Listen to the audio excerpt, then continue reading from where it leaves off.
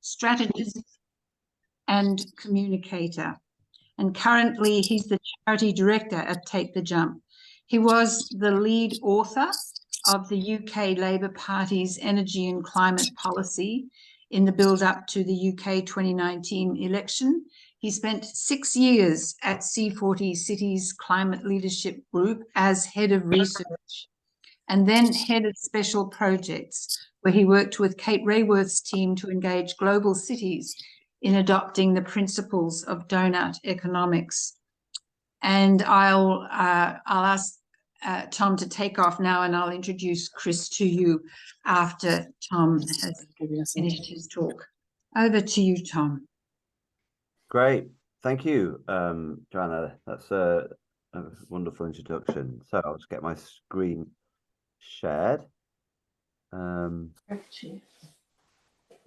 I'm doing that, I just want to say, yeah, it's wonderful to be here, and I'm very grateful for an invite to talk like this. Normally, when we're talking about Take the Jump and where it came from and why it's a great thing to do and the background to it all, normally you've got like a 10-minute presentation and you've got to whiz through what really is a huge amount of evidence and thinking in a very short space of time. So to have a bit longer to delve into this and to actually be asked to delve into the science. Normally people want you to describe this without any science, so this is really just really a great privilege to be able to talk a bit more at length about this. And as was mentioned, it's kind of my background a lot, some of the science side of this. So if I get too enthusiastic and start waffling on, maybe someone just wave at me.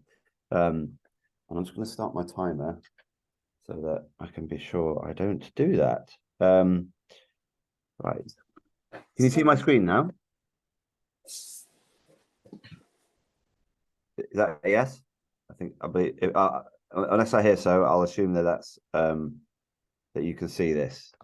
So Take the Jump is a grassroots climate movement, environment movement of citizens and communities coming together all around the world to lead the way to a world of less stuff and more joy. That's kind of our catchphrase: less stuff, more joy.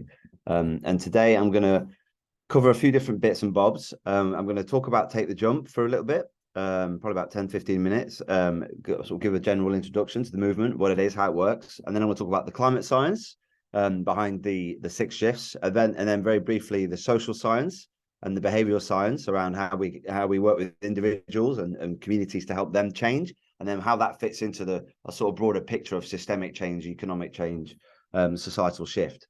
And then very quickly at the end, I'll just touch on 1 or 2 points on measurement, because this is just such a partly because it's something we're working on at the moment, and it's a really tricky element of doing this kind of work, is how you actually think about impact and how you think about demonstrating that, because it's this kind of work, it doesn't lend itself very easily to measuring impact, and so I just thought that might be interesting to delve into as well. So that's what we're going to cover today. So I'm going to jump straight into it.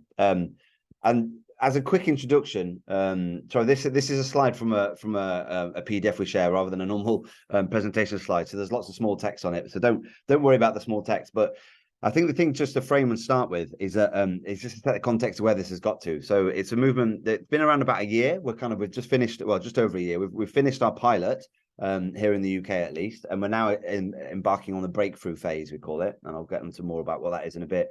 But just wanted to say, so far we've got thousands of active participants in the UK and then around the world, with New Zealand being a big hotspot.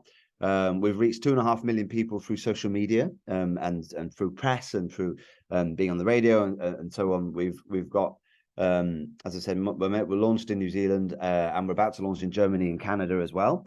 And obviously the UK was where things started out.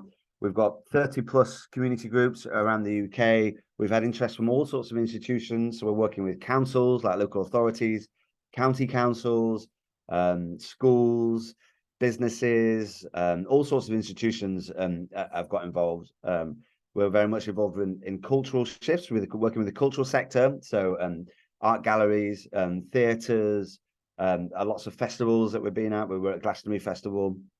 We were in Greta Thunberg's book as well, the climate book, and in that we were mentioned as one of, if not the best thing that citizens and communities can do to live with joy and have an impact on climate change, which was really nice. And we've got over 150 ambassadors trained now as well, who are out there in the world talking about this, talking to their local communities and local councils and so on.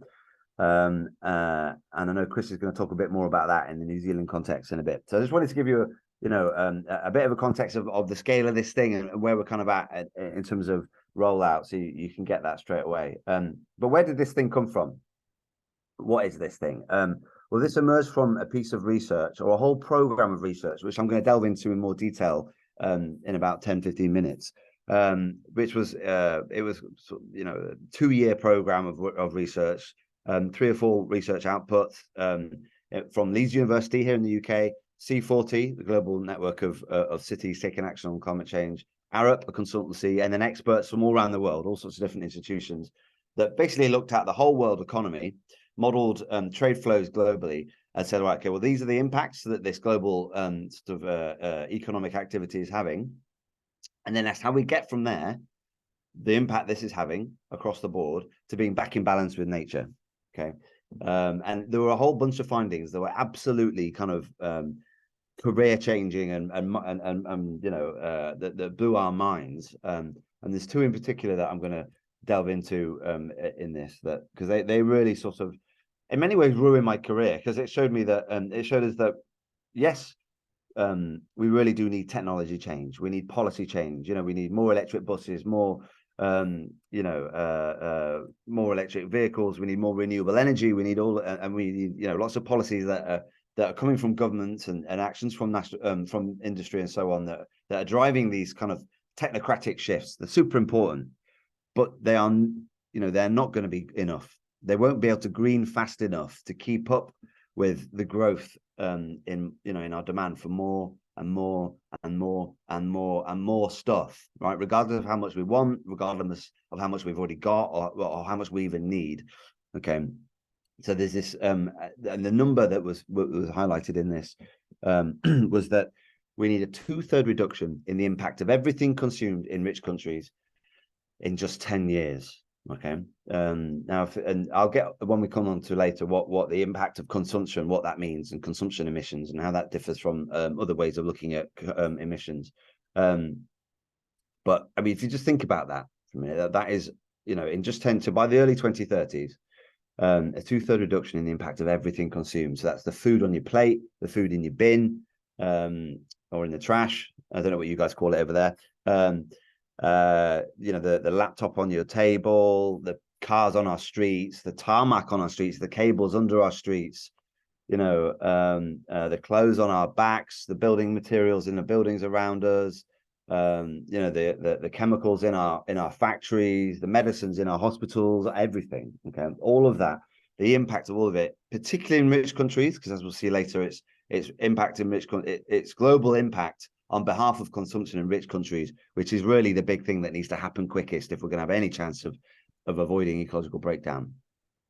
And that 2/3 reduction so quickly, I mean, that really, such a big change that's so broad across our society, really forces us to step back and think about societal shift in the round. Okay, so yes, we need system change, right? We need technology change. We need, when I say system change, all the things that fit within that bucket of, economics, infrastructure, education, technology, all of those things need to change. But really, you also need to look at the other things that make up our society, our behaviors, our mindsets, the way that we look at things, and also our cultures, the way that we come together to tell stories and think about how we organize ourselves, So all of this really needs to be looked at and shifted in quite a big way in the next 10 years. So I was like, when we were looking at this, I've spent my whole career looking at, the technology and the policy side.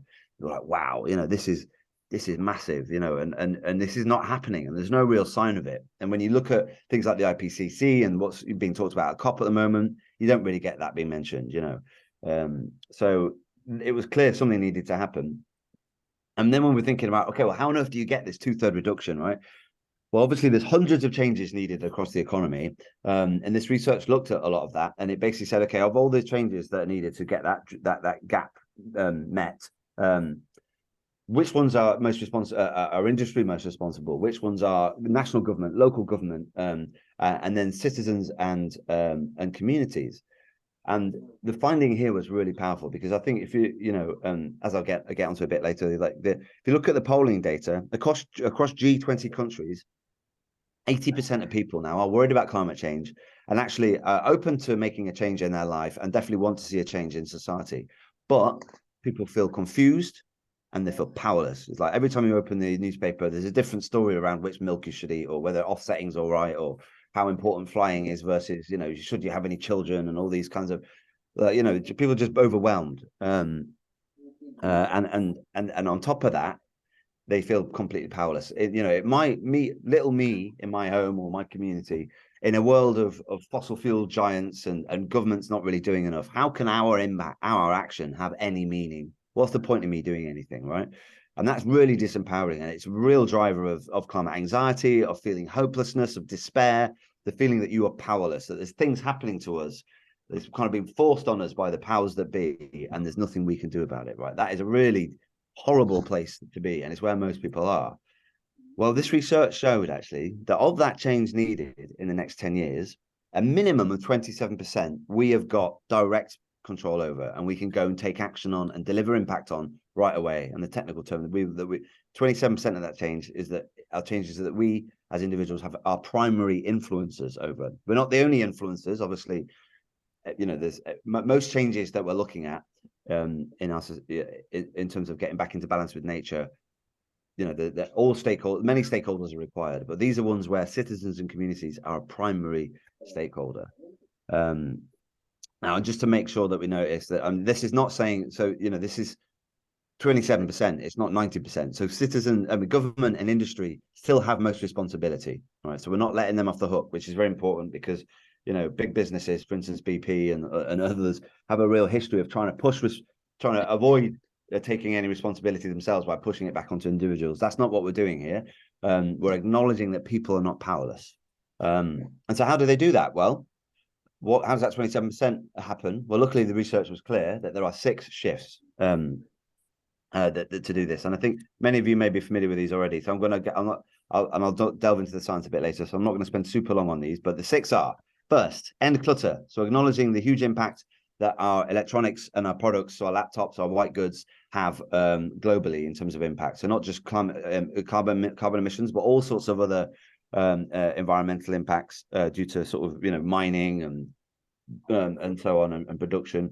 So trying to keep our products for at least 7 years.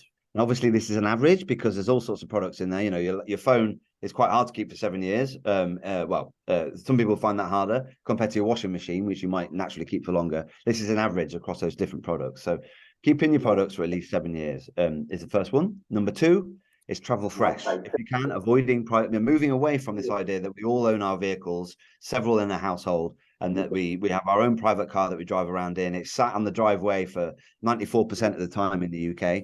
In terms of the hours of the day, cars are not used much at all. So that's a huge waste in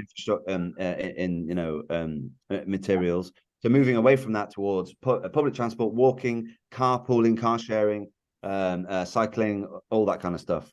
Now, acknowledging, which is a big theme we're going to come into a bit more, that this isn't possible for everyone, right? If you're not very mobile, we've got kids, we live rurally, it's not always easy to do this, but this is something that we're moving towards. And also acknowledging that this includes electric vehicles, so that we're not just trying to move into, we need less cars of any type, right? Urgently. If you look at projected car production and use over the coming decades, if we don't take action on this, there will be far too many cars, and the impact of making them and producing them, let alone driving them, is enormous. Next one, unsurprisingly, is eat green. So not going completely plant-based, but getting as close as you can, and not wasting food. So everything you eat, everything you buy, eat it, binning as little as possible. So that's eat green. Number 3. Number 4, and this is a tricky one for folks in New Zealand, given it's a sort of quite a long way from New Zealand to many other places. This next one is holiday local. So acknowledging that flying, certainly for a small number of people, when you look at it globally, flying is very, very high proportion of impact. Globally, it's still a small proportion overall, but it's growing very, very, very quickly. And if we see flights, if we see the sort of level of flights that we've got in the wealthier parts of the industrialized world, if that was transported across the whole planet and the whole population, there's no way we can cope with that in terms of carbon emissions. So getting flights down to one return flight every 3 years, short haul, one return flight every 8 years, long haul. But, this still means that we can go and see. So on the average lifespan, you can still go to every continent in your life if you want. You can still have plenty of cultural exchange. It's just about getting a bit of a balance on this. Then the fifth one, is dress retro. So acknowledging the huge impact that textiles consumption has, particularly fast fashion. Now get this, the average American, I always feel bad saying this because it feels like I'm singling out Americans, but buys 50 new items of clothing a year. That's 50, almost one a week, the average in America, right? And in Europe, it's around about 30, and I presume it's a similar number in New Zealand. So we need to get that down to 3. So 3 new items of clothing a year, but that doesn't mean you can't change your wardrobe lots. You can secondhand, renting, sharing, upcycling, repairing, swapping. You can still look great. It's just about getting back into balance a bit, as I said. So those 5 shifts I've just talked about are the ones that we have things that we can just go away and do, right? And if everybody does them, that'll deliver at least 27% of the change needed. But the last one is to acknowledge that, even though we don't have primary influence over many of the other things that are driving impact, that doesn't mean that we can't have an impact. We can't influence them. So things like energy, we can, or the finance sector, or ecosystem restoration. Oh gosh, I realize now I've actually missed the 7th one out that is that's been added for you guys in New Zealand. So I'm hoping, Chris, you could talk a bit more about that later. So these are the 6 that we talk about in the UK and more globally. But this list is a bit malleable, and local, when it's deployed in different countries, it can change a little bit to fit local culture and local science and so on. But this one, is to do at least one thing from a list of options to influence the systems around us. So things like swapping your energy provider to a green energy provider, or renewable one, swapping your pension to a green pension, which is the main way. A pension is the main way that most people influence or engage with the global finance market, unless you're very rich or an investor or something. Getting involved in local ecosystem restoration, getting involved in activism or politics if you want. Many people are very much put off by that, as we'll see later. So it's not a requirement, but so there's a range of things, right? And these are the 6 shifts. Basically, whether we like it or not, these are what the future looks like, right? Tom, if I can just interrupt for a minute, you missed the Eat Green shift when you did your review there. Did I? I talked about it. There we are. All right, well, I did mention it, but maybe the connection went or something. So Eat Green is plant-based food and eat everything you buy. So understandably, the food is one an enormous impact on the environment, not just carbon emissions, but land use change, biodiversity loss, ocean acidification. Most of the really important planetary boundaries, and the food sector, and food production methods, and diet type is probably the primary driver of many of the really big harms that we're causing for the environment. So these 6 are what the future looks like, right? One way or another. So by the early 2030s, everybody in the industrialized world needs to be living according to these if we're going to have any chance of avoiding ecological breakdown, right? So if this is what the future looks like, then the idea really is that why don't we go and have a look? Why don't we take the jump to that future and have a little look around and explore and see what it looks and feels like, and see if we get hooked on it? And that's what taking the jump is, right? It's to try these 6 shifts for 1 month, 3 months, or 6 months, and have an experiment with the future. And when I talked earlier about this fact that most people now feel powerless and confused, well, we've seen that we're not powerless. We can deliver at least 27%, and the confusion we can now is kind of gone. Although this list doesn't cover absolutely every way that we can have an impact, it covers the ones that the science says, I'll get onto in a bit, are the most impactful ones. So you can get, if you've got a certain amount of headspace to think about stuff, these are the 6 clear shifts that everybody needs to be doing and we can get on with, right? So that feeling of uncertainty can be moved beyond now. And that's really empowering for people, right? This is what taking the jump is. Okay.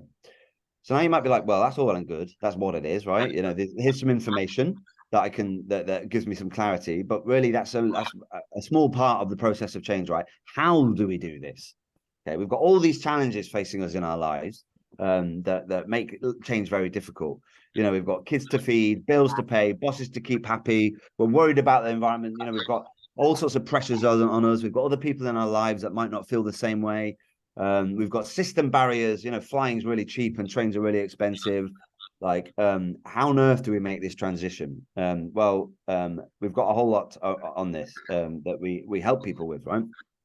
And one of the first things, just to mention quickly, is we have a whole toolkit of support that helps people on this journey. We've got how-to guides, we've got workshops, trainings, local community groups, bringing people together so they can support and inspire each other in their local place.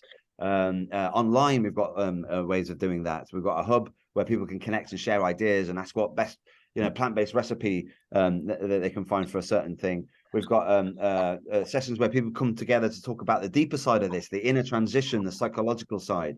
Sometimes that even gets a little bit spiritual in some cases, you know, around, you know, what is life even for? What are we doing here? So there's a whole range of stuff there that really helps people. But I think really important is what we call the foundations, which is how we approach change. Okay, so this is based on, you know, the last 50 or so years of behavior change lessons and activities that have tried to shift behavior and have worked or mostly haven't, right? What can we learn from those? And really the thing is that, like, how we approach change is as important as the change we're trying to make in terms of the outcome, right?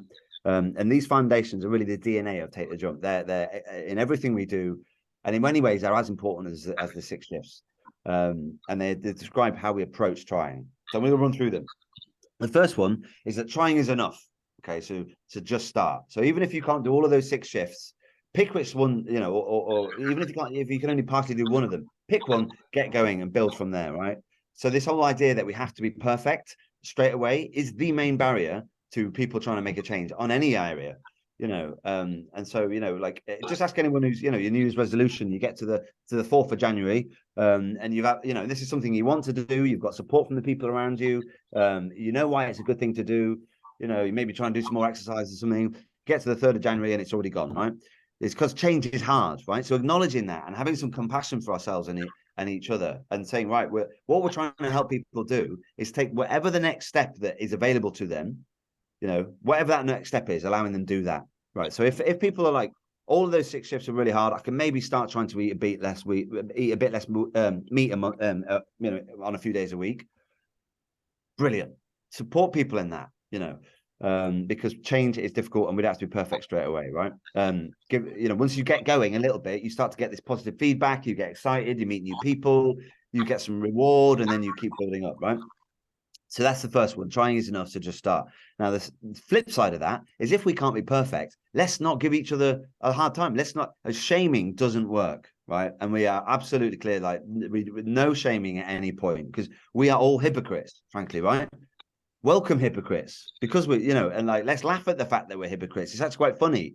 You know, this whole thing about like, oh, well, you know, how can you tell me that, you know, you need to work on, you know, I need to, that the environment's important or eat less meat. You've got a leather belt on. What a hypocrite you are. You know, this is a massive barrier to people approaching change. And it's, you know, the whole kind of Twitter sort of culture of sniping at each other. If no one's perfect, if we're all hypocrites, then we can all relax and chill out and have a laugh about it and support each other, right?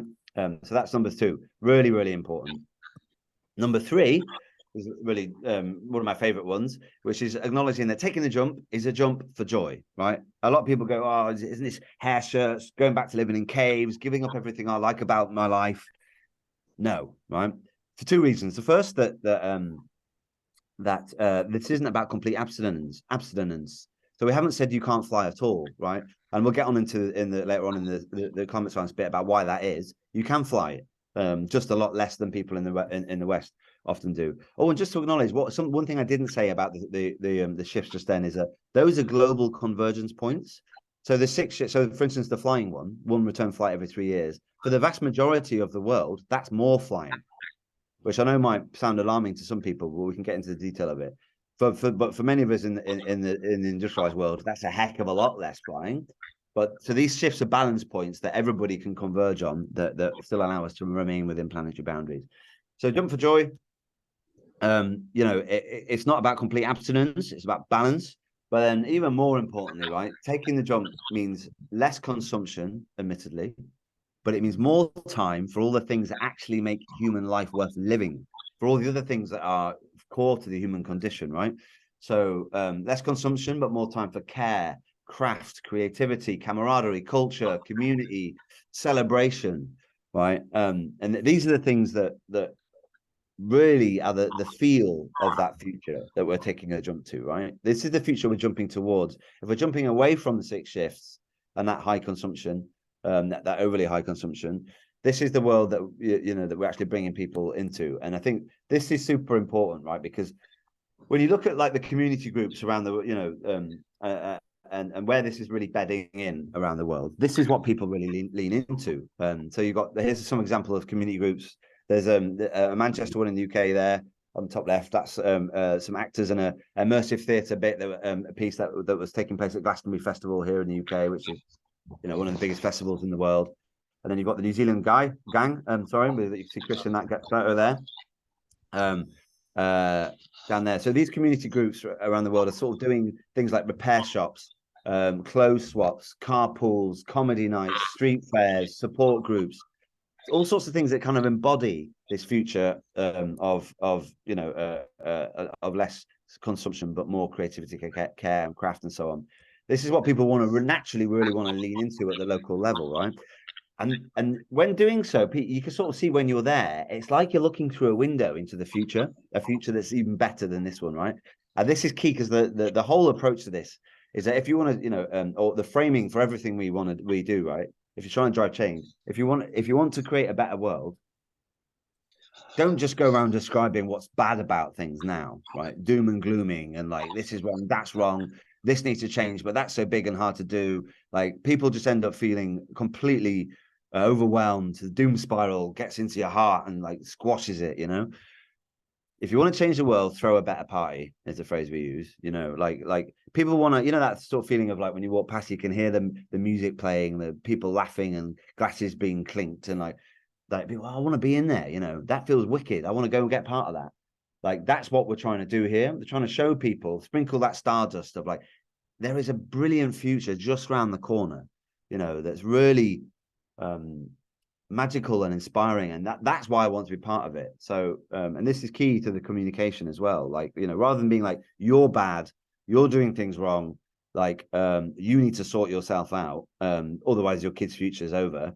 Like, be like, look at this is a different version of your life that's just waiting for you, around the corner. And then people want to do it themselves. So that's Jump for Joy. Now, the fourth one is really, really important. This is about audience, really. So same access, different responsibility. And this is trying to hold at the same time two contradictory truths. And I almost think, often, that if you're ever saying something that's really, really true, often it has two different sides to it, and this is about, it's, again, difficult in the Twitter age to hold subtleties like this, but same access on one hand, different responsibility on the other. Now, different responsibility is recognizing that the science that we'll get into in a bit is very clear, that high consuming communities and individuals, wealthier communities and individuals need to act furthest and fastest, right? That's where most of the impact is happening. So that's why we focus on industrialized countries, and also particularly the more privileged communities within those communities. They need to act for quickest and furthest. But at the same time, there are people in all sorts of communities across, industrialized countries that want to act, but have been excluded from the environment movement. So, indigenous peoples, communities of color, economically excluded groups. And it's really important. And also just people who are, who are not part of the green clique, if you know what I mean. How do we get beyond this echo chamber and engage the people in this group as well? So we need to hold both these truths at the same time, right? And a key part of doing this is acknowledging that actually the environment movement, and when I say this, I'm not in any way criticizing the environment movement. For instance, here in the UK, Extinction Rebellion has changed the conversation, and it's an incredible organization that I was very much a part of for a while. But the environment movement tends to be a certain part of the society that really loves that value-based sort of like ethical argument. Like, we need to save the planet. There's an emergency happening here. We need to you know, you need to do your bit. You need to do what's right. You know, like save the planet, ecological meltdown. You know, the kind of doom spiral. The kind of things. If we just terrify everybody enough, you just tell everybody how bad this is, and make everyone feel scared enough, then people will act, right? And like that works for this 13%, this small percent of the of society that are really culturally aligned with that and values based aligned with that. But everyone else is just in some ways, for a lot of people, even allergic to that, right? But that doesn't mean, do you remember I said earlier, 80% of people care about nature and want to protect it, but only 13% love this language of I'm an environment, you know, would identify as being an environmentalist. So you just hold that and you think about that. 80% do care, but only 13% identify as environmentalists. So it doesn't mean if you say, oh, I'm not a greenie, I'm not going to glue myself to a train, I'm not an eco person, doesn't mean don't care about the environment, right? And this is so important when thinking about getting beyond the echo chamber. And how do we do that, right? How do we reach beyond this little clique? Well, really important to this is language, right? And this is a slide from the ambassador training that Chris will know well, which is the principles for communicating. I'm not going to go into all of them, but you know, these describe how we talk about climate change and action, and how we embody it in a way that doesn't alienate everyone. And one example, I'll just give the number 6 and 7. 6, we avoid politics, right? Big P politics. Not that, I mean, it's super important for driving change. I'm very much involved in politics myself. But when we're talking about this movement, you tend to have people who really care about the environment on every side of the political debate. And as soon as we get into politics, people start splitting off into groups and arguing with each other. So avoiding that, there's a place for that, but that's not what we're focused on here. And then again, to be, you know, this idea that number 7, we're not bombarding people with facts about how bad this is. People get that, you know. So like a really important sort of framing on this is that if you think most people now do care about climate change, right? And if they're pushing back on the environment and on environmental action, often it's not a rational decision that, oh, I know that, you know, that I know better than the scientists. I'm making a rational choice that I'm more informed than all the scientists who are saying this is happening. Pushing back is not a rational decision. It's an emotional necessity, because this feels so big, so scary, and I'll have got so powerless over it that like all I can do is go, no, that can't be true, right? So often when you get pushback from people who are saying, oh, I'm not sure about all this environment stuff, really it's an emotional thing. So going to them and connecting with them on this and helping people through a journey, it's about meeting people where they are, hearing what's going on in their heart and in their, you know, in their life. And once that's been heard, often you find that people shift into a different space and can have a conversation with you about it. And obviously, super importantly, like, well, not obviously maybe, but reaching beyond usual suspects, really. You know, a lot of people, there's a temptation to think that changing the world is about getting a fancy app and a bit cool brand and lots of influencers and making this a trending moment. And like, you know, and that will work if you want to get people to, you know, shift from plastic straws to metal straws or, you know, paper straws. But if you're talking about real change, the only way that happens is people talking to people. And if you're talking about getting into different communities, it's about building trusting relationships with community leaders, faith leaders, school leaders, business leaders, in different places, taking the time to build that trust. For instance, here in the UK with communities of colour, this is something we spend a lot of time doing. It's very personal. It's about meeting an individual and building that trusting relationship and empowering them to talk about this in a way that fits that community. So that grassroots community level work is core to this. And the trouble is that often people don't want to do this, or big, you know, funders or big organizations that want a big impact quickly, because this takes time and it takes leaving your ego at the door and it takes listening. You know, and that's often people don't want to do that. So this is the real work, the hard work. Also, I'm conscious I'm already half an hour in, so I was going to speed up a bit. But the fifth one is the taking the dump will change things, right? So we've seen the science shows, right, that the 6 shifts will deliver at least 27% of impact, right? But history also shows that the remaining 73%, people and a movement like this are key to unlocking that too, right?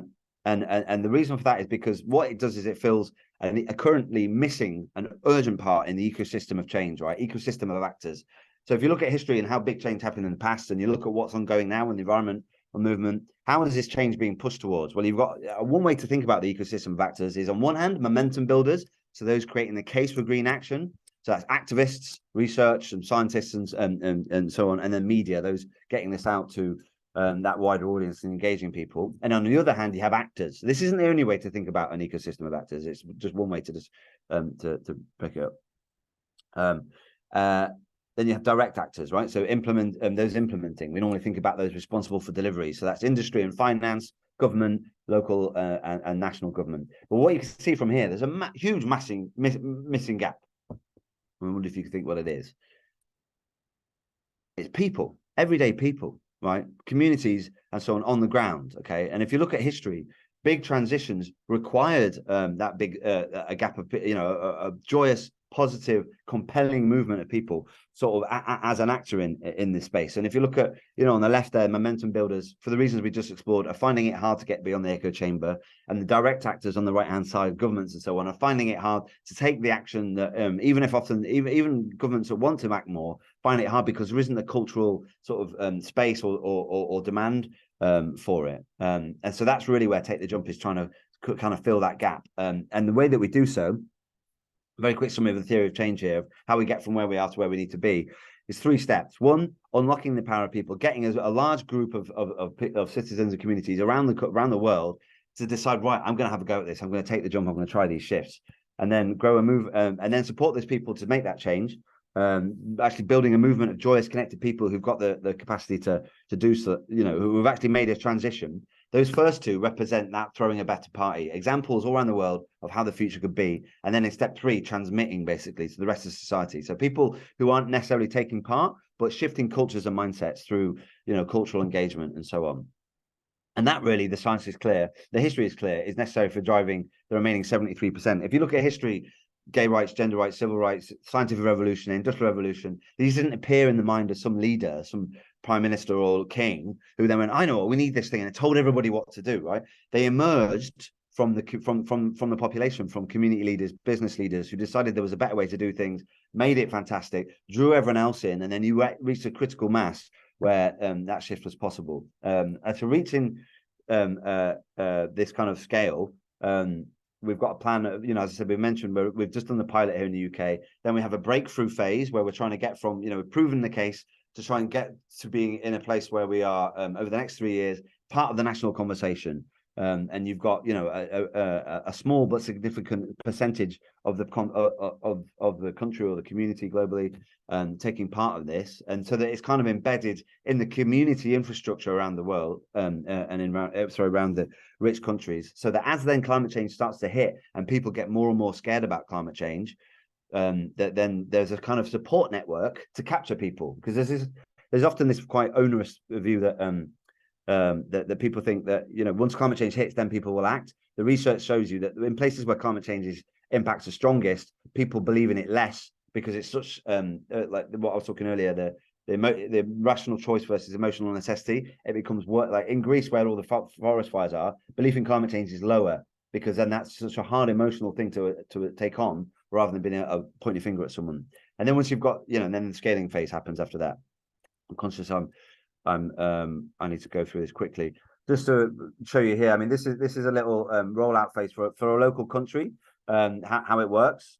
So the setup phase being a couple of months, pilot being a year, breakthrough phase being 3 years, scaling then being 3 to 7, and then you've reached a tipping point where this becomes sort of self-sustaining.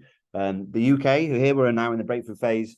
New Zealand gang, you're still, or maybe getting towards the end of the pilot, and then Germany and Canada are just in the setup phase, and we've got a whole bunch of others who are showing interest. And the goal is, between now and the early 2030s, to get as many of the G20 countries onto this sort of ladder as possible. So that was, that took a lot longer than I thought the intro to Take the Jump. So I'm now going to run through the climate science really quickly, and then we can delve into it in the questions a bit more. But so this research that is behind Take the Jump, as I mentioned, by Leeds University, C40 and Arab, it's a program of several reports. Took a couple of years, dozens of experts, and it was really what came up with those numbers I talked about: the 2/3 reduction, the 27% impact, the 6 shifts, and where it came from is what it was a look at the impact on carbon emissions and other planetary boundaries from the point of view of consumption. Normally, when you look at emissions, you look at what you call territorial emissions, which is, so if I draw a ring around the UK or New Zealand, everything that's emitted in New Zealand, that's what our impact is. Well, actually, that misses the impact globally of producing things from New Zealand. And so this was one of the first studies that looked at global consumption, or looked at impact globally on this consumption basis. And it basically shows you it's a much more equitable way, because all those impacts that are happening in China and other parts of the industrializing world that actually are on behalf of the West, then get shifted to the high consuming world. And you see that's why that 2/3 reduction is so important.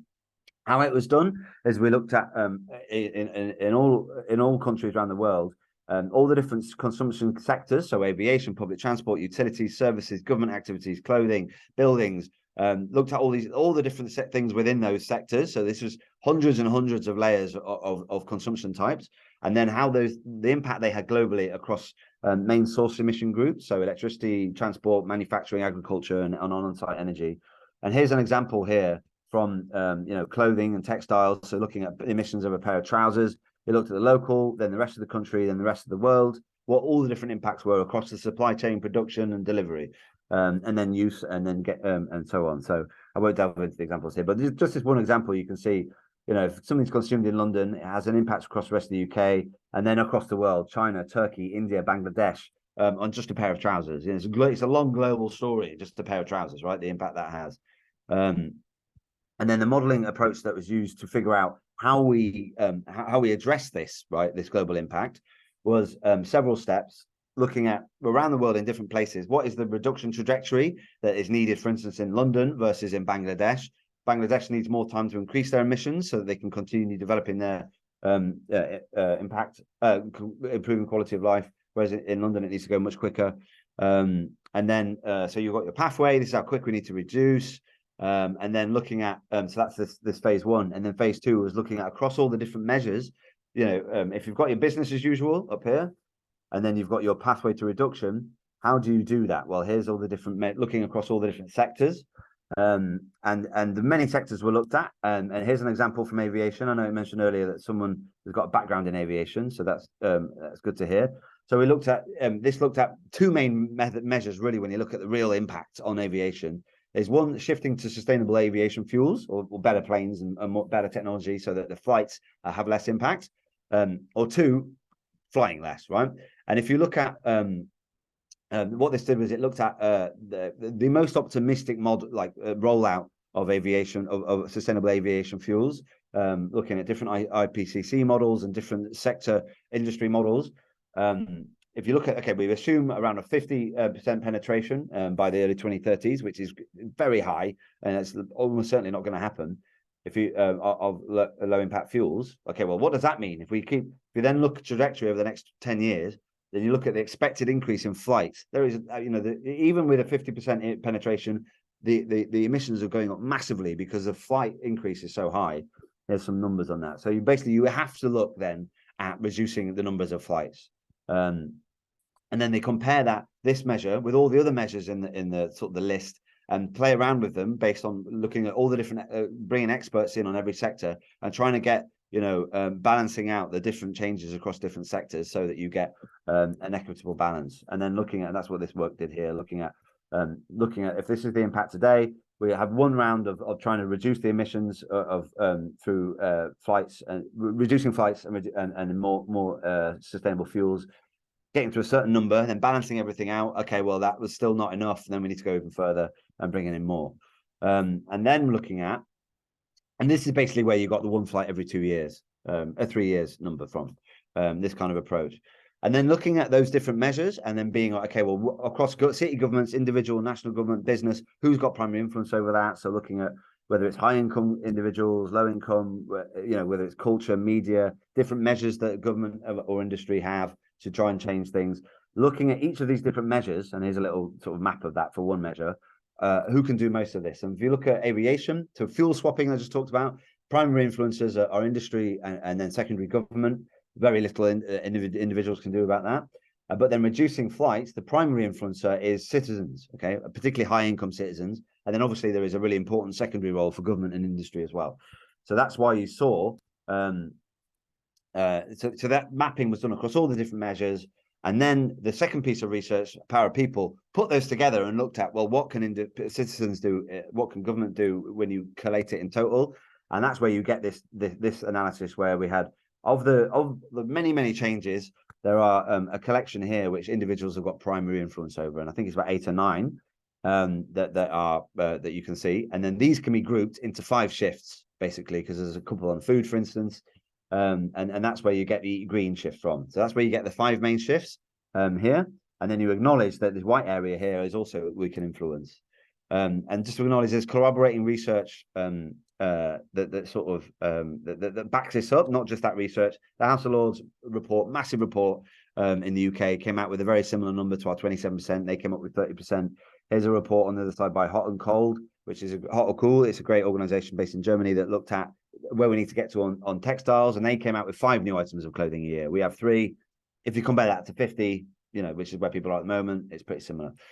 I have all sorts of, I'm conscious I'm 43 minutes in. I had all sorts I could talk about on behavior change science, but I'm not going to go into that. I just acknowledge, we can talk about that if you want. Just acknowledge that there's a lot of research on what people, different audiences and how they need to be talked with and worked with, all the different barriers they've got. That was really looked into, and that informs the approach. And then on the social science side, well, how the transition will happen. There's all sorts of models out there that acknowledge that system change, you can't just look at the system if you're trying to change the system, which is, well, you can't just look at systemic change if you're trying to change the societal system, which is kind of obvious, really. The behaviors, mindsets, and cultures are super important, and that there's a tipping point for doing so, which is around about 25% of the population. That's what our target is. And then, all sorts of background on how we achieve that in Take the Jump. And then we do have an extensive approach to how we measure change. Here's the 3 pillars I showed you earlier, and all the different measurement metrics and some information on the targets and so on. But I'm kind of way over, so I'm going to stop there. And if you've got questions on that, let me know. Whew! There you are. Thanks very much. Wow, that was a very high speed. Oh, hang on, am I unmuted? No, I am. No, we can hear you. Yeah. Great. Okay. Thank you, Tom. That was a lot, and certainly generated questions in my mind. I think that we're going to keep the questions for after Chris, and I want to introduce Chris at the moment, who I know very well because Chris works with me on the Nelson Tasman Climate Forum, and we meet every Monday to work out what we're going to do this week. So Chris is deputy co-chair of that organisation and much more. Chris is going to explain the modifications that have been made to tailor the shifts to Aotearoa's culture and context, including the addition of the 7th nature-based shift, and also how the movement's growing in the Nelson Tasman region and beyond in Aotearoa. So Chris was originally from the UK, and has lived in Aotearoa since 2000. Until 2020, he worked in international agricultural, rural, environmental research and development projects and programs across Latin America and Southeast Asia. Chris was a founding member of the Nelson Tasman Climate Forum in 2020, and as I said, is now deputy co-chair. Since 2018, Chris has also been a trustee of the Farewell Wharariki Health Post Nature Trust, supporting ecological restoration of the Onitahua Farewell Spit area, a very interesting project in itself, which you will not hear about tonight because you're going to hear about Take the Jump in New Zealand. Thank you, Chris. Okay, thanks very much, Joanna, and good evening, everybody. So if I share the screen now, let's see if that works.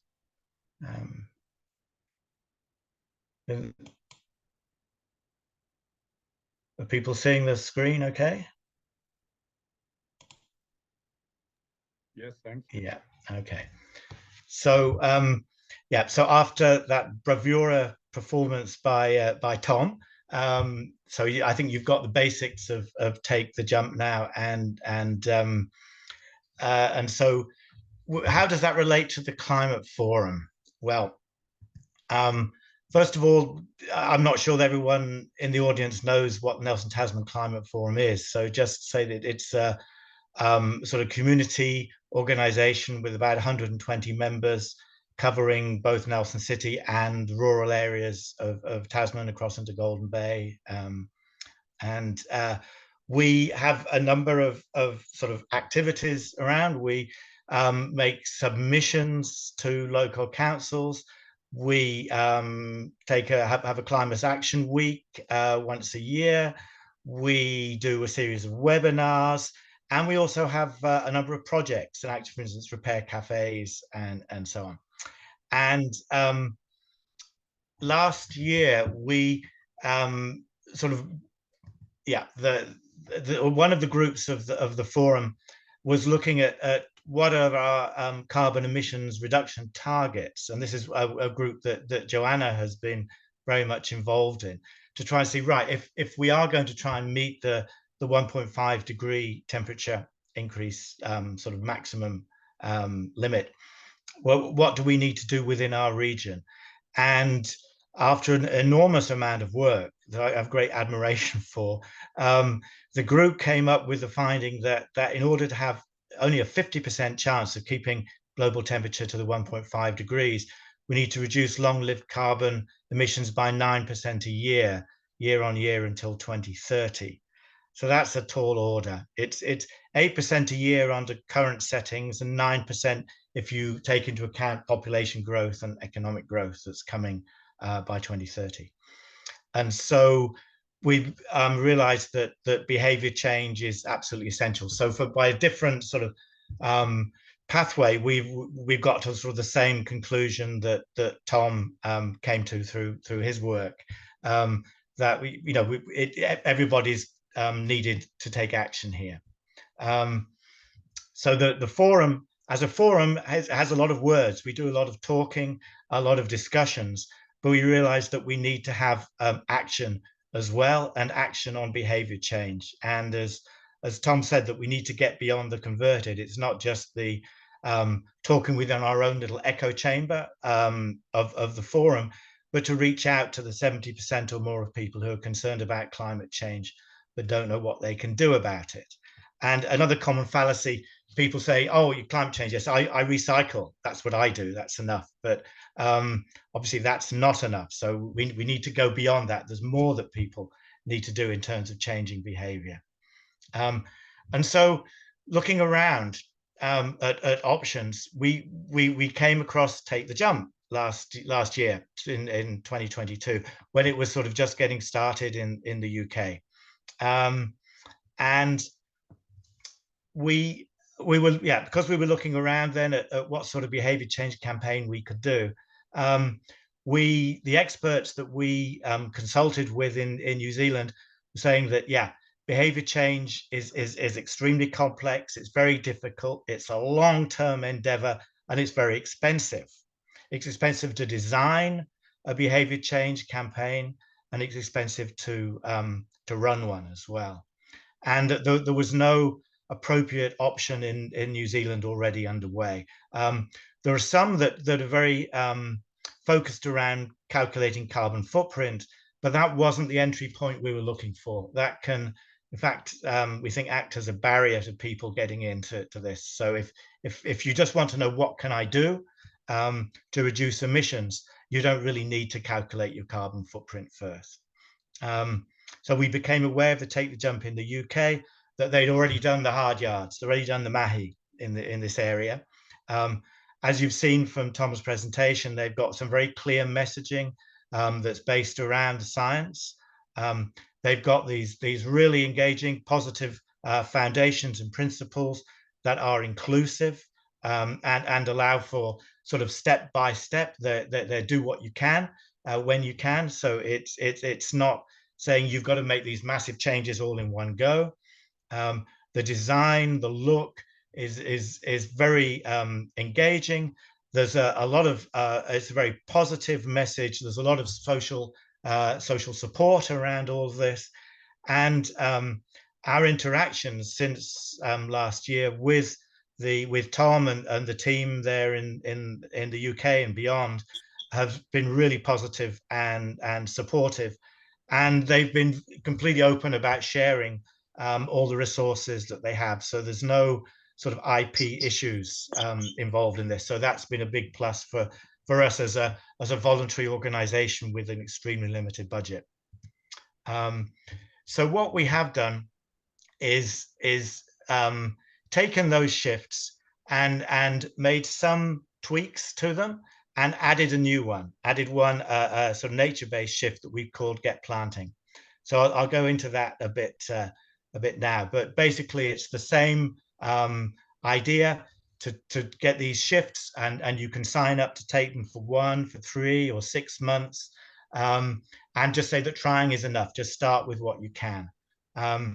So the main thing is with the new 7th base shift, we called it Get Planting just to have a sort of a very action-oriented title to it, but really it covers what many conservation groups are doing around planting and maintenance of indigenous trees and wetlands and so on, and the trapping that goes around that. So it's good. It links action on climate through encouraging carbon sequestration with the crisis in biodiversity that we have. So we've got these parallel two crises going on, and so this is the shift that enables people to make the link between the two of them.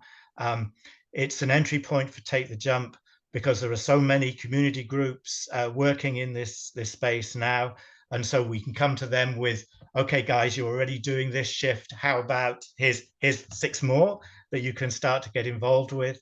It resonates so much with the New Zealand public, with all the predator-free that's going on, what's happening in Wellington around the trapping and the explosion of bird life in the city now. But we got to recognize that this involves carbon sequestration, not emissions reduction per se. And so it's a complement, but not an alternative to the other 6 shifts. The other one that we've, along with the other shifts, we've made some tweaks or a bit more nuance in there. The UK, sort of in urban situations, saying no personal vehicles is doable. In many areas of New Zealand, rural areas, that's not yet on the cards. So we focus on saying active transport and public transport wherever you can, and reduce the reliance on the car as possible. For the Eat Green shift, we also sort of recognize the cultural practices of iwi, kai moana, and so on, and also the carbon benefits of wild game consumption here, the ungulates, pigs, deer, goats, and so on, that are destroying our native forests. And so by taking those out, we can increase the health, the biodiversity of our forests, as well as sort of massively enhancing carbon sequestration across our natural ecosystems. So there's real climate benefits to consumption of wild game here. And also focus on growing our own food, composting, sourcing locally, eating seasonally, and so on, which resonates with so many community groups around the motto as well. Holiday local, as Tom said, New Zealand being geographically isolated and a country of immigrants, many people have family overseas, as I do, and so yeah, it's a tough ask to say one long haul flight every 8 years. So we're saying be strategic, reduce flights as much as possible, think carefully before you do book any flights. But in the dress retro shift, I think we have a real advantage here. We have a whole culture around what we call op shops in New Zealand, and I think there's a real opportunity here to make dress retro, sort of to celebrate that and go big in that area. End clutter with our climate forum and many others around New Zealand. We have these repair cafes going, and I think that's a big part of where End Clutter can help out, and with the enviro hubs around the country too. And in system change, yeah, Tom mentioned about pension, and here we've got KiwiSaver, our sort of retirement savings accounts, and the possibility of ethical and climate friendly KiwiSaver funds, and so there's definitely a focus around that. Okay, So that was in 2022. We sort of started thinking about these adaptations for New Zealand. That led to the website and the email ladder, which you get when you sign up. You get sort of periodic emails with information about the different shifts. So that went live in about May or June this year. We've got a large number of resources, materials now, like flyers, little sort of business card sized cards to promote the shifts, posters and banners and so on. We've had 2 rounds of ambassador trainings. So the first round was where we sort of got trained up within the forum by Tom and the team, the global team. And then in August, we did a second round and sort of split the responsibilities between the global team and some of us in New Zealand. So we've now got a cohort of about 25 people active, most of them in Nelson Tasman, but also including a Wairarapa group, some of whom I see are in the webinar today. So we've had a hui in our climate forum around the Take the Jump, with about 60 people attending. We've had webinars, we've had things going on in Climate Action Week, and we've definitely now got very good engagement with both Tasman District and Nelson City Councils, and more recently approached by Wellington City Council as well. So there's good prospects there. We've had support from Te Whatu Ora, Nelson Marlborough. They helped us with the sort of tweaking of those shifts, especially around the Eat Green and active transport, and contacts with Environment Hubs New Zealand, Sustainability Trust in Wellington, and so on. We've had a number of stalls at markets, school fairs, community events, and just recently across Nelson Tasman with the neighbourhood support team as well. We've run a crowdfunding campaign that led to the production of a video, sort of media coverage, and also expanding our own networks now of across our region and beyond, of people who are aware of Take the Jump through this crowdfunding campaign. Okay, so just a few sort of slides around this now. This was the hui in April this year to present Take the Jump to the Climate Forum. This is a screenshot from an ambassador training Zoom session, which you can see it was a very positive, a very engaging vibe there for the people involved.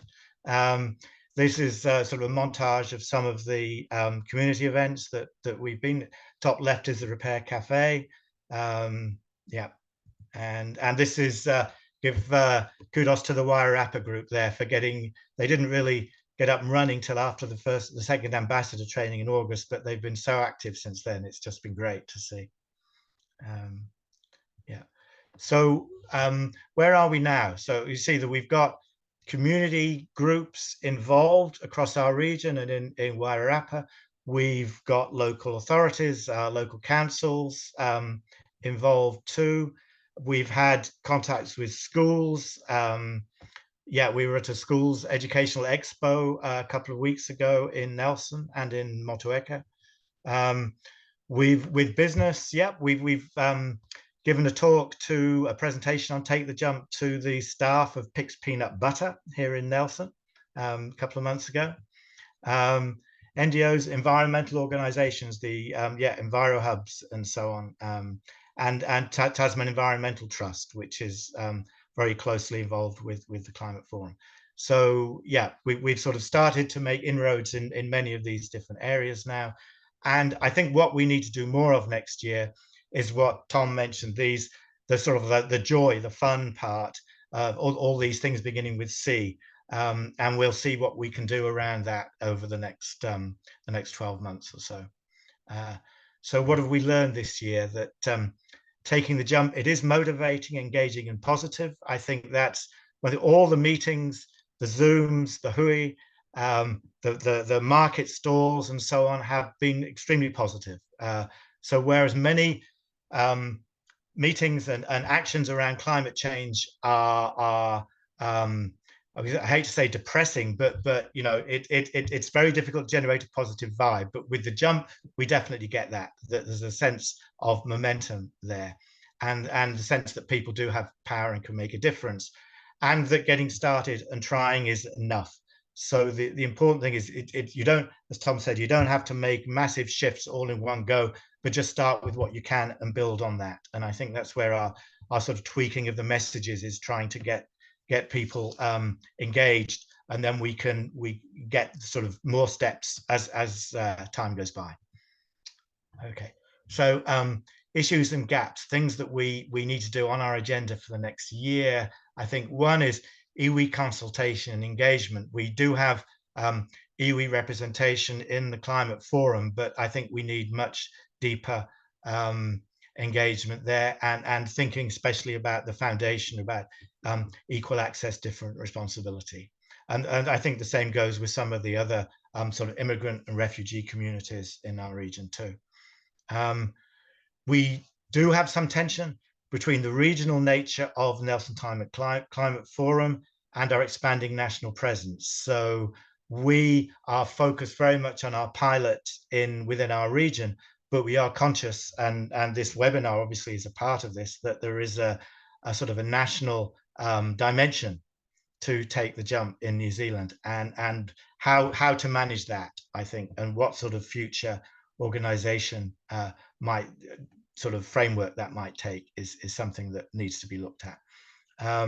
Adapting the resources. So we have the website, we have posters and so on, but there's a lot of other resources on the sort of global Take to Jump website, these how-to guides, educational materials for schools and so on, that we also need to adapt to New Zealand. And again, as a voluntary organization, that's a slow process. And right, and we have a process underway now in December with our local ambassadors here in Nelson to do some planning for next year. So we've got a social brainstorming meeting tomorrow evening. The ambassadors getting together for some drinks and snacks and some brainstorming around how we're going to move forward next year. We've got the Climate Forum has a hui, annual hui next Saturday, and so it's also on the agenda there. And a leadership group on the 12th of December for some more formal planning. So there's sort of a process underway now of planning for next year, which is sort of what we'll be active at between now and Christmas. And I think that's about it. Let's think. Thank you, Chris. Oh, yeah. Okay. Okay.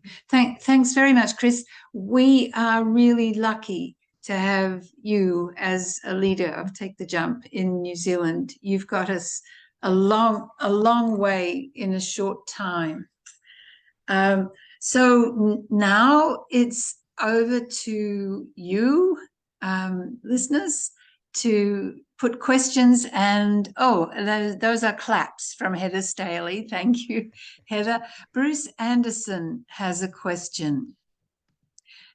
Unmute yourself. Yeah, thanks. Thanks for the wonderful stuff, both of you.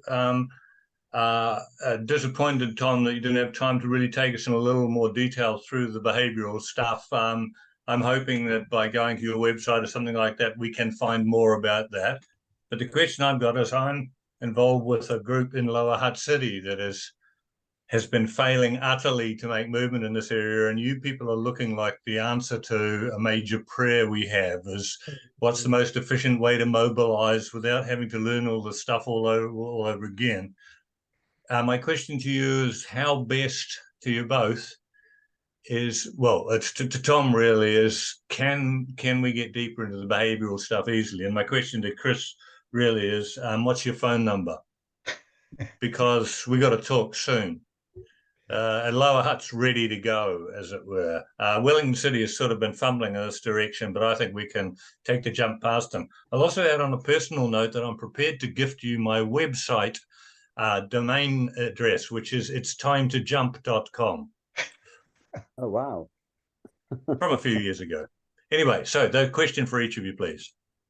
Well, I think on the behaviour change point, Bruce, I know Jeremy also the direct messaged me. Yeah, it was a shame we didn't get time to get to that. We could certainly do another call if people wanted to, or I could record something and send it to you. I can share the slides, obviously, and we do have stuff on our website as well, so we can make sure you get that content, because, as you say, it's really important, and it's one of the most powerful things about what we're doing, I think.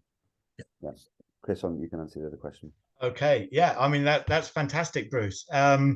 Yeah, I can give you my phone number. I can give you the web email address, and in fact, the simplest way is on the website, the New Zealand Take the Jump website.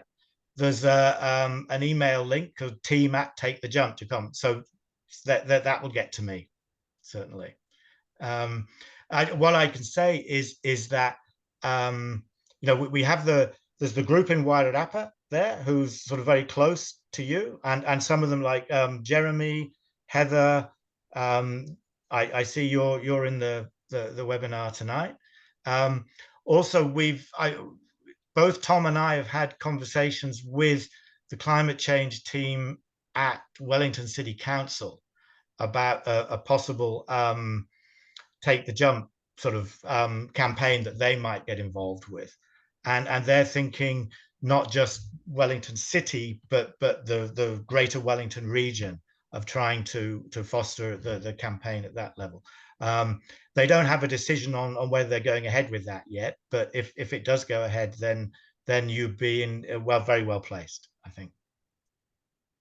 Great question, Bruce. What's your phone number? I like it. Okay, Matthias.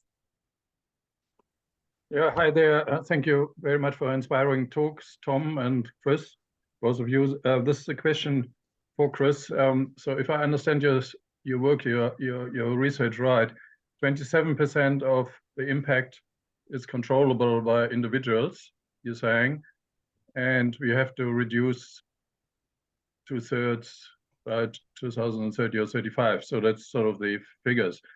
Now, I just want to be devil's advocate. I mean, how do you feel about, like, for instance, does that mean that 100% of all the people have to do 100% of all your points? Obviously, you're saying, oh, no, you don't go hard on anyone. Just trying is enough. So if you're very optimistic, if I'm very optimistic, I haven't convinced a single person of anything, even though I'm living 90% of your points there already the last 25 years. I don't own a car and don't eat meat, etc. But it's if you get 50% on board, and then people will do 50% of these 6 or 7 activities, then we're getting only a quarter done. Is that right? I mean, how does that feel with you? Okay, I think, I mean, Tom can probably answer this as well. Yeah, it was a question for Tom, yes. Oh, sorry. No, it's all right. Like I like to hear what you definitely like to hear. I thought you said Chris. I think you've got a very small percentage of people who produce a lot of emissions, especially people who fly a lot. And so I think if you can cut back on, make a bigger cut on the people who have very, very high emissions, but they're the least ones. They're most difficult to I mean, they think they own the earth. I mean, they are, they're entitled to all of this.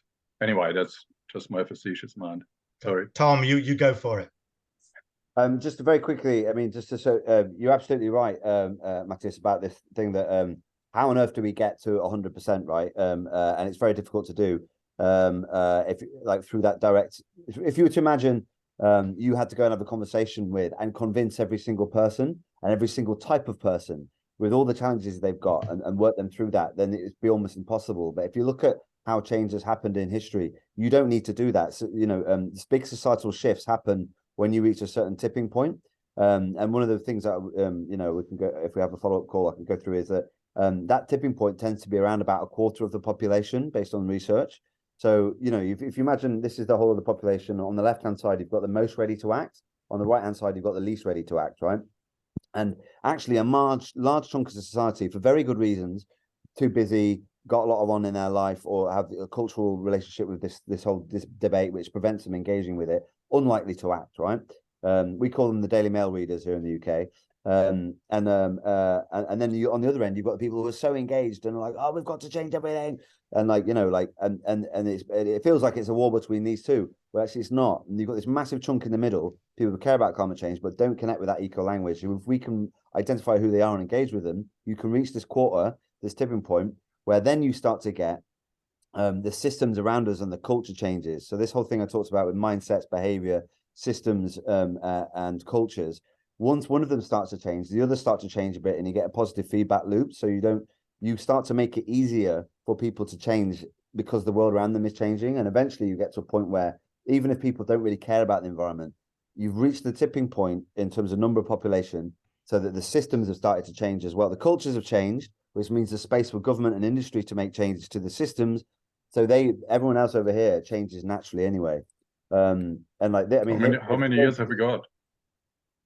We don't have very long. So we need to get to we need to get to 300 million people by the early 2030s. So I didn't mention that much, but those are the people we need to get on board. That's the quarter. So that's our target. You know, in the UK, it's 15 million people. So 300 million people in the next 10 years doing this stuff will be the tipping point that allows everything else to change. And this graphic explains it in more detail, but I know we don't have time. Thank you. Hopefully Thank you. It's very comprehensive. Wait, now I can see Deirdre has her hand up. Unmute yourself, Deirdre. Thank you. I've done that. Thank you, both of you.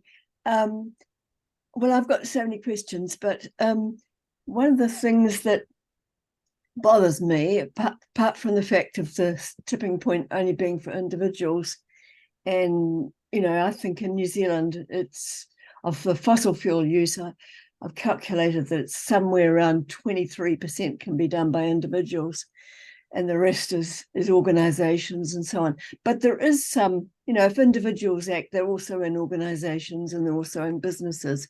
So I can see the hope there. But I'm concerned with the conflict between reducing consumption and, of course, emissions, with the drive all major political parties for economic growth. And what seems to have happened around the world, because we've got declining net energy going on all the time, economic growth is declining, has been doing so for some years. And as a result, we're getting more right-wing governments throughout the world who'll do anything for economic growth, no matter what social environment impacts are happening. So have you addressed, you know, can you think of how to, what will happen? I mean, I'm asking you to predict the future, but I can't. It's just worrying to me. Sure. It's a really good point. There's on those 2 points. The first one, we definitely are not saying this is up to individuals. I think we're very careful not to stress that is not the case. You know, we need all action from all actors now. There's not, you know, this whole thing about, what about China? Until China does it, what's the point in us doing it? And until industries just, you know, like everybody needs to be doing everything, okay? And I showed you that diagram of an ecosystem of actors. You know, like there is currently a big gap for individuals and communities, but really that's just, you know, they're just part of the picture. So I think it's not saying that it's up to individuals, but individuals are not powerless at the same time, which is what a lot feel. So I think we're definitely clear that, you know, industry and government have a huge amount to do. And on the point about this thing moving forward, I think this is a really complicated topic, and obviously we could go on to it a lot, but I think this is where you come back to the cultural change a lot, you know, the cultural shift. You have these different dimensions and cultural sort of trends or movements or waves going on in society, right? And I think a big trouble a big difficulty that's been had in the recent decades is, you know, a sort of more people-focused environment for planet-focused framing has been very much from that point of view of we are the ones who are progressive, you know, we figured it out, and we're the virtuous ones, and all you lot who don't agree with us need to get on board with us, right? And that really alienates. You know, in the UK here we had the Brexit vote, which was again driven by this. There's a lot of really complicated cultural dynamics going on there, which, to be honest, the progressive side of the debate had some responsibility for, right? You know, in terms of not being inclusive enough and not being like, oh my God, if you think immigration's bad, then you're a racist, you know, that kind of thing. Like, you know, and it's like, and it's obviously much more complicated than that. And so I think this whole thing about like, you know, showing the party, like, you know, like showing how this is better, you know, and in embodying it, and then like doing our best to sort of to reach this a sort of scale where this becomes a really core part of the national conversation, to me is that, well, and if you look, I think if you look at the evidence, is one of the best ways you can have a hope of averting the shift to, you know, to really much more negative approaches on the environment. So I think I have every faith, and I think basically the main reason I have every, well, faith is the wrong word. When you go around and speak to most people, you know, there's this in the environment space, there's this, particularly in the professional environment space, there's this idea that people aren't part of the problem. People are stupid. People don't care. You know, people just care out for themselves. All they want, and if you want to get people to change behavior, you have to trick them somehow with some behavior change like gizmo, or you have to, like, you know, get them to make their life cheaper or something. You know, but like people don't get this, which is not true. You know, like, and that's what, you know, often when you talk to people in the top of the environment, you know, the top of the environment movement up here making decisions, that's what their view is. But every day I'm out there in the community, we're out there in communities talking to everyday people, and there's amount of stories we've got of like football supporters clubs full on an eco day of big gut geezers with their daughters being like, I just really care about the future of my daughter and I want to, you know, my kids. The people care about this a lot. So I think there is a lot of, there is a huge reason to be optimistic about this, I think. But yeah, hopefully that wasn't too rambling. It made sense, but. It was inspiring, Tom. Thank you. Margie Jean, you have a question. Kia ora. Fascinating listening to this, and I'm thinking about your 6 and 7 shifts and thinking about how within local communities we've often got issue focused groups that are actually focused on one of those or one or two of those. And so my mind's going into thinking about the stakeholder map, you know, of who might come together in a particular place, as well as those people who are doing place-based community-led development.